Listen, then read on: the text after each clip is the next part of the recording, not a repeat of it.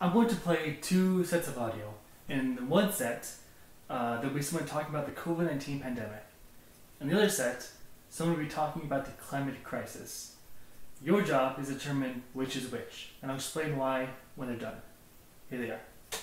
We have to redouble our efforts within Singapore. We are not helpless in this scenario. Increasingly, individual and social responsibility becomes a more important part of the defense. So we've said from the start that we have to have a system of multiple lines of defense, and the most important line of defense now is what we do within Singapore. Failing to listen to them would be a mistake, as would thinking we have a lot of time ahead of us. Against this backdrop, Excellencies, allow me to cover three dimensions. Firstly, I should like to stress how urgent the need to act really is. We are in a truly critical situation. Here are the audio clips revealed. We have to redouble our efforts within Singapore. We are not helpless in this scenario.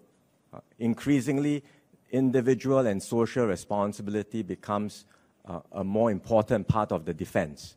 So we've said from the start that we have to have a system of multiple lines of defense, and the most important line of defense now is what we do within Singapore. Failing to listen to them would be a mistake, as would thinking we have a lot of time ahead of us.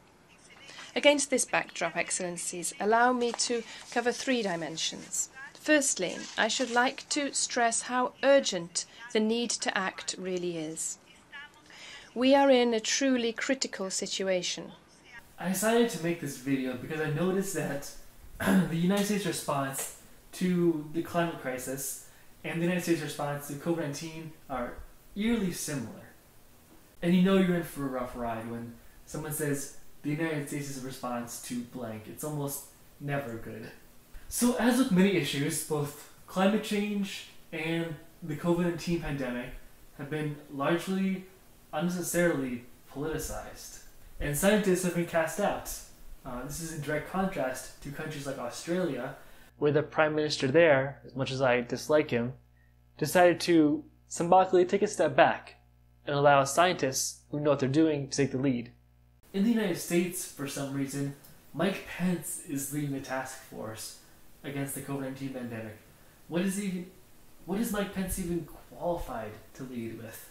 If we listen to the scientists on both of these issues, the climate crisis and the COVID-19 pandemic, the United States would save lives and would be a much better place. Had we acted 2 weeks earlier with the COVID-19 restrictions, 36,000 Americans would still be alive today.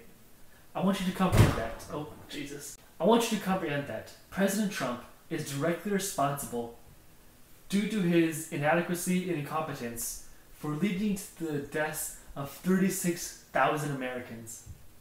President Carter lost his re-election campaign largely because of the Iranian hostage crisis, which had far less people involved.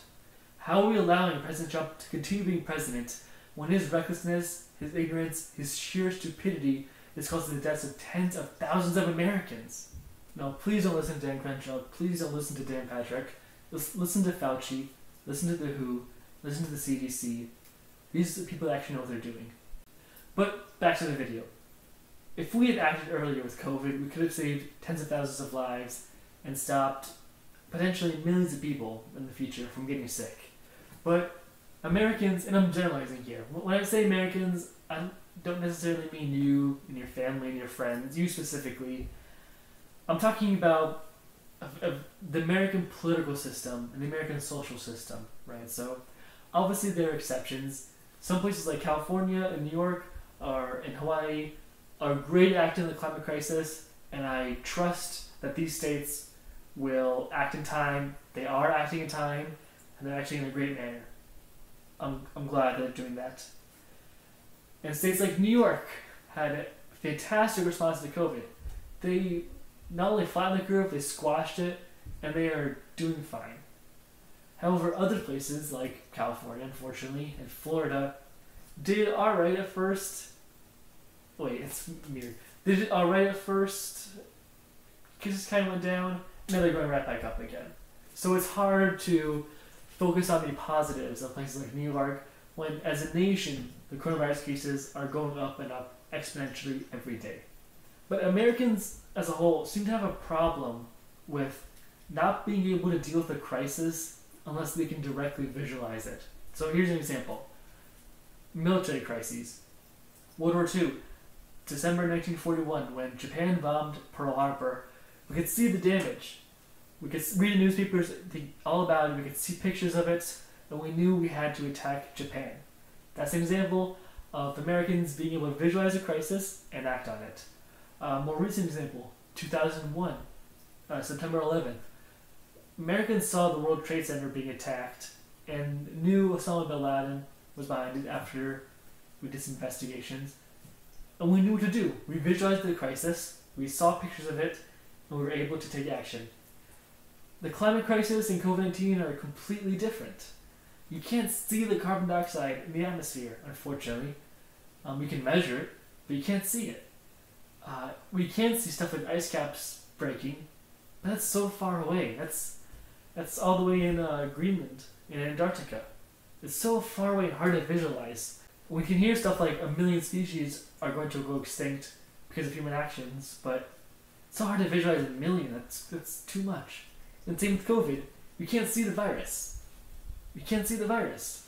If you could see the virus and you coughed, I guarantee you every American will be inside right now wearing a mask.